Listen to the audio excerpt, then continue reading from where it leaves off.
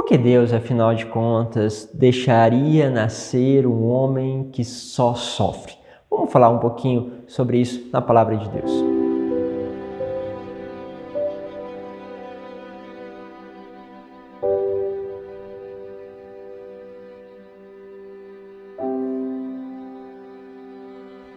Em nome do Pai, do Filho e do Espírito Santo. Amém. Vamos aí com o nosso itinerário junto com o livro de Jó, percorrendo esses caminhos, cada dia falando um pouquinho mais sobre essa história tão bonita, tão profunda que a palavra vai nos trazendo.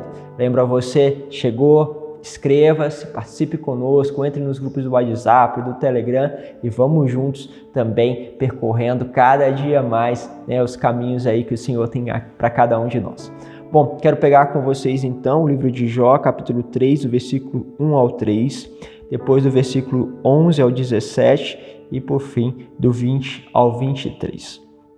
Diz assim: Jó abriu a boca e amaldiçoou o seu dia dizendo: Maldito o dia em que nasci e a noite em que fui concebido, porque não morri desde o ventre materno e não expirei ao sair das entranhas, porque me acolheu um regaço e seios uns que me amamentaram.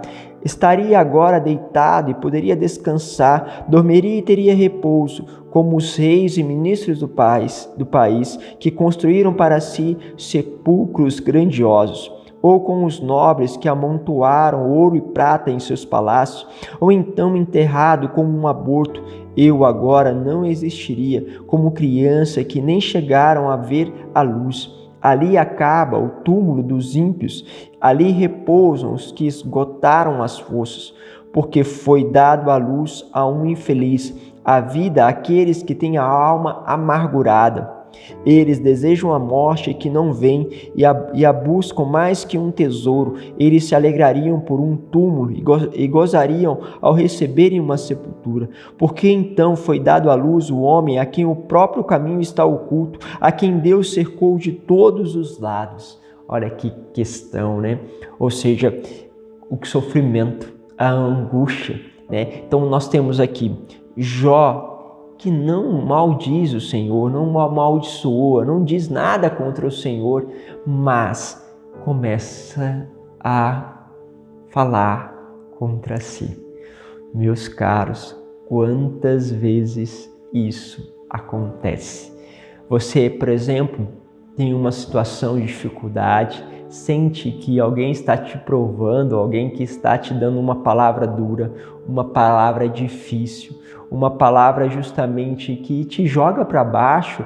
Você muitas vezes nem sequer recebeu essas palavras, mas sente que as pessoas não gostam de você, que as pessoas não te querem bem, que você de certa forma é como um homem ou uma mulher amaldiçoada, onde a presença não é querida, não é desejada.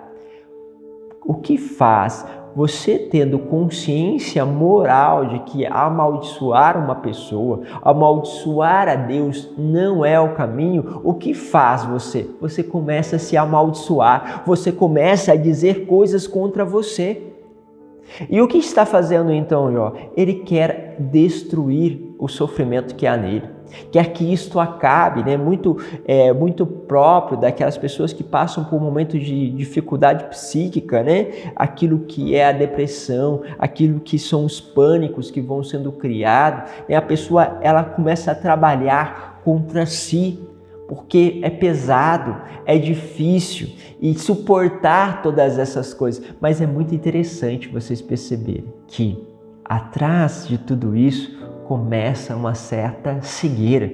Porque vocês lembram na palavra de ontem, o que? Satanás estava questionando porque Deus tinha levantado muros de proteção a Jó. O que hoje ele está falando é como se as coisas ruins fossem levantadas contra ele. Ou seja, quando nós estamos no sofrimento, muitas vezes nós não lembramos daquilo que é o bom. Quando nós estamos no nosso sentimento de rejeição, nos nossos sentimentos de frustrações, naquela palavra que aquela outra pessoa nos diz, que nos fere, nós não lembramos das pessoas que gostam de nós, das pessoas que sempre nos elogiam, das pessoas que sempre nos dão uma palavra de incentivo. Nós esquecemos das várias pessoas que fazem coisas boas para nós e que consideram a nossa vida muito importante. Nós desprezamos tudo isso e colocamos tudo de acordo com uns poucos acontecimentos ou com uma ou poucas pessoas. Nós colocamos o mal numa perspectiva muito maior do que o bem. Percebe aqui o engano. E aí nós temos que entender o seguinte: pode sim haver pessoas que nasceram em meio ao sofrimento e vão passar uma vida inteira de sofrimento. Mas em geral, esse não é o caso da maioria de nós. Mas mesmo assim, eu conheço pessoas que passaram, entre aspas, uma vida de sofrimento com doenças constantes.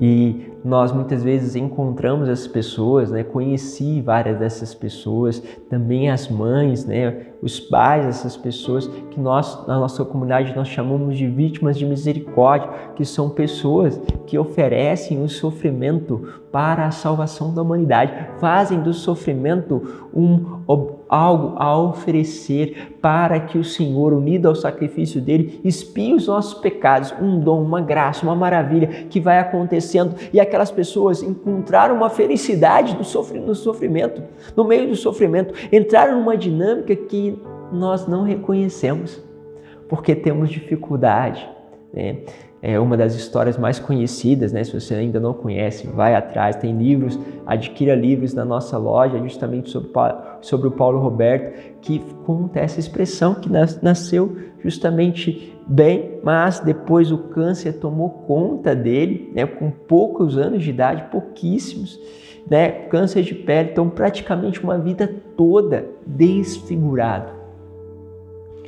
Mas todos que se aproximavam do Paulo Roberto, mesmo ele cheirando a essa coisa podre, o padre fala que quando foi visitá-lo, levar a comunhão, aí ele levou porque as pessoas tinham dificuldade da comunhão, porque para ele receber a comunhão tinha que tirar justamente a máscara, e quando tirava a máscara via a cara toda deformada, via realmente aquilo sendo corroído pelo tumor.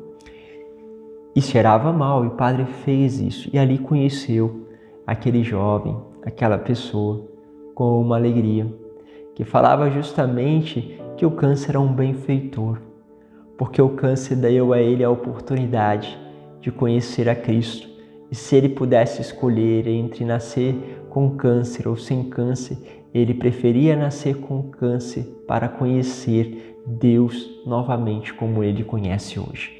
Ou seja, ele transformou, e assim temos vários outros, muitos, Temos a Michele, que também faleceu há pouco tempo, que boa parte da vida viveu justamente ali na sua cadeira, que ainda conseguia transportá-la de uma certa maneira, mas você encontrava com a Michele e via uma alegria.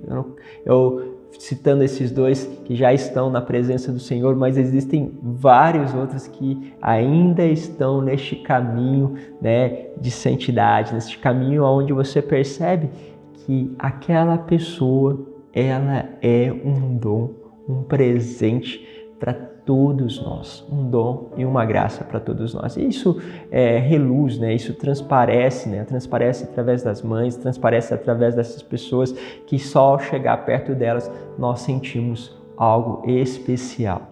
E assim também tem aqueles que vão entregando os seus sofrimentos psíquicos, os seus sofrimentos espirituais em todos os sentidos, mas não são algo ruim, mas são um dom para a humanidade inteira.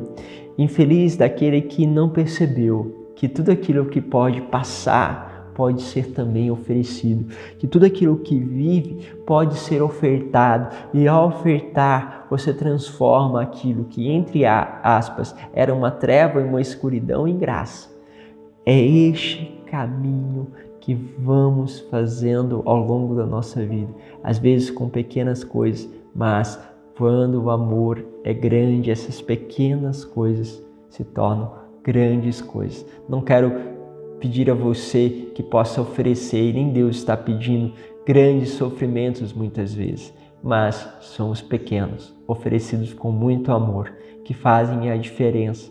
E pare de ficar muitas vezes olhando para pequenas coisas que estão te ferindo. Veja as pessoas que estão sempre ao teu lado e esquece aquela que não está ao teu lado. Não no esquecimento do sentido de deixá-la, mas no sentido de que coloque os pesos certos nas coisas, porque você vai perceber que é muito maior o bem do que o mal. Deus os abençoe, Pai, Filho e Espírito Santo. Amém.